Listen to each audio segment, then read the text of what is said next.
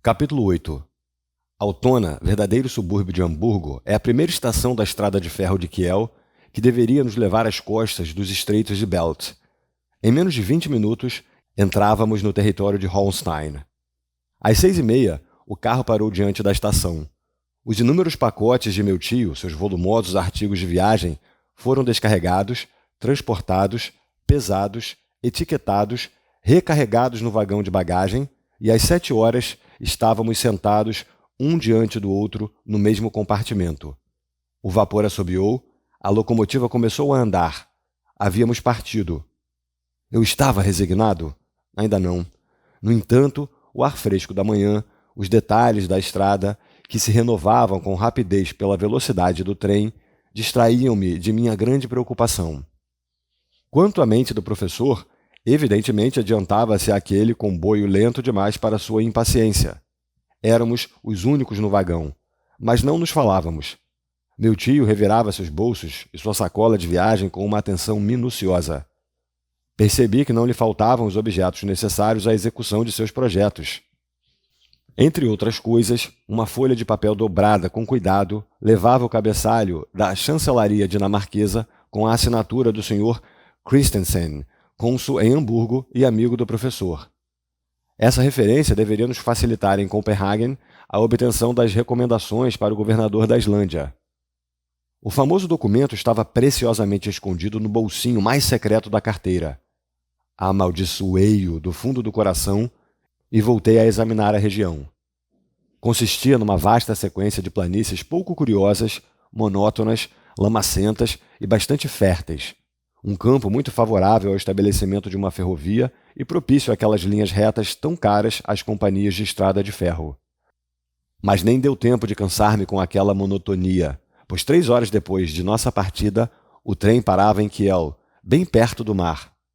Como nossas bagagens já haviam sido despachadas para Copenhagen, meu tio não teve de se preocupar com elas. No entanto, acompanhava-as com um olhar inquieto enquanto eram transportadas para o barco a vapor, onde desapareceram no porão. Em sua precipitação, meu tio calculara tão bem os horários de ligação entre trem e barco que tivemos de aguardar o dia inteiro. O vapor Eleonora só partiria à noite. Daí, uma ansiedade de 9 horas, durante as quais o irracível viajante mandou aos diabos a empresa de barcos e a ferroviária e os governos que toleravam tal abuso. Tive de apoiá-lo quando atormentou o capitão do Eleonora a esse respeito.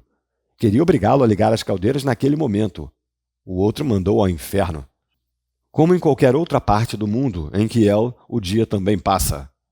Passeando pelas costas verdejantes da baía, ao fundo da qual se ergue a cidadezinha, percorrendo os bosques cerrados que lhe dão o aspecto de um ninho num feixe de ramos, admirando as mansões, cada uma com sua casinha de banhos frios, finalmente, correndo e praguejando, chegamos às 10 da noite.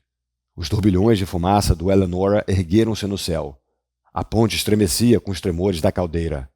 A bordo, éramos proprietários de 2 catres num único camarote do barco. Largaram as amarras às 10h15 e o navio singrou rapidamente pelas águas escuras do Grand Belt. A noite estava fechada, havia muito vento e o mar estava bravo. Algumas luzes da costa apareceram nas trevas. Mais tarde, não sei onde, um farol brilhou sobre as ondas. Essas são as minhas lembranças da primeira travessia. Às 7 horas da manhã, desembarcávamos em Korsor, cidadezinha situada na margem ocidental de Slagsland. Ali, saltamos do barco para o outro trem, que nos transportou por uma região não menos plana do que os campos de Holstein. Faltavam ainda 3 horas para chegarmos à capital da Dinamarca. Meu tio não dormira durante a noite. Em sua impaciência, acho que empurrava o vagão com os pés. Finalmente, viu um pedaço de mar. "O Sand!" exclamou. Havia à nossa esquerda uma ampla construção que parecia um hospital. "É o hospício!" disse um dos nossos companheiros de viagem. Bem, pensei, eis um estabelecimento onde deveríamos acabar nossos dias. E por maior que seja, esse hospício ainda seria pequeno demais para conter toda a loucura do professor Lindenbrock. Finalmente, às 10 horas da manhã, desembarcávamos em Copenhagen. As bagagens foram colocadas num carro e levadas conosco ao Hotel Phoenix, em Bradgale. Foi um trajeto de meia hora, pois a estação é fora da cidade. Depois de uma toalete sumária, meu tio arrastou-me com ele. O porteiro do hotel falava alemão e inglês, mas em sua qualidade de poliglota, meu tio fez-lhe perguntas em bom dinamarquês, e foi em bom dinamarquês que esse personagem indicou-lhe como chegar ao Museu de Antiguidades do Norte. O diretor do curioso estabelecimento onde estão amontoadas as maravilhas que permitem reconstruir a história do país, com suas velhas armas de pedra, seus anapos e suas joias, era um cientista amigo do cônsul de Hamburgo, o professor Thomson. Meu tio tinha uma bela carta de recomendação para ele. Geralmente, um cientista recebe muito mal um outro. Mas não foi nada disso que aconteceu. O Sr. Thomson, homem prestativo, acolheu cordialmente o professor Lindenbrock e até seu sobrinho. Não é necessário mencionar que meu tio nada falou de seu segredo para o excelente diretor do museu. Queríamos simplesmente visitar a Islândia como turistas desinteressados. O Sr. Thomson colocou-se à nossa inteira disposição e corremos pelo cais para procurar um navio de partida. Eu esperava que não houvesse qualquer meio de transporte, mas não foi isso que aconteceu. Uma pequena escuna dinamarquesa, a Valkyria, singraria para Reykjavik 2 de junho. O capitão, o Sr. Bjarne, encontrava-se a bordo. Em sua alegria, seu futuro passageiro apertou-lhe tanto a mão que quase a quebrou. O bom homem ficou um tanto surpreso com tamanha cordialidade. Achava simples ir à Islândia, era sua profissão. Já meu tio achava isso sublime.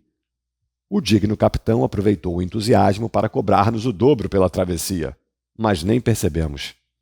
Estejam a bordo na terça-feira às 7 da manhã, disse o Sr. Bjarne, depois de ter embolsado um número respeitável de dólares.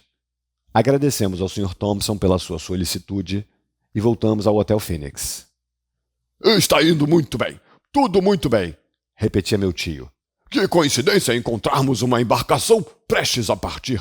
Vamos comer e depois visitar a cidade. Fomos a Kingsnæstorp, praça irregular, onde há um quartel com 2 canhões inocentes apontados que não amedrontam ninguém.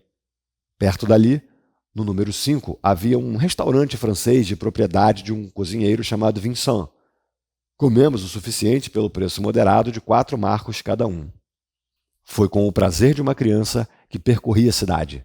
Meu tio andava a esmo. Aliás, nada viu, nem o insignificante Palácio do Rei, nem a linda ponte do século XVII que atravessa o canal diante do museu, nem o imenso cenotáfio de Thwardsen, ornado de pinturas murais horrorosas, e dentro do qual há obras desse escultor, nem num parque bastante belo, o castelinho de Rosenberg, nem o admirável edifício renascença de Bolsa, nem seu campanário formado pelas caudas entrelaçadas de 4 dragões de bronze, nem os grandes moinhos das muralhas, cujas asas se inflavam como as velas de um navio ao vento do mar. Que passeios deliciosos minha bela virlandesa e eu teríamos dado perto do porto, onde os barquinhos e as fragatas dormiam tranquilamente sob seus telhados vermelhos, pelas margens verdejantes do estreito, entre as sombras frondosas dentro das quais se esconde a cidadela, cujos canhões estendem suas goelas enegrecidas entre os ramos dos sabugueiros e dos salgueiros. Mas, infelizmente, minha pobre Grauben estava longe. Deveria eu alimentar a esperança de revê-la um dia? Embora meu tio nem tivesse reparado nesses sítios encantadores, um certo campanário situado na ilha de Amak, que forma o bairro sudoeste de Copenhagen, chamou-lhe a atenção. Recebi ordem de ir naquela direção. Subi num barquinho que servia os canais, que em poucos instantes abordou o cais de Dockyard.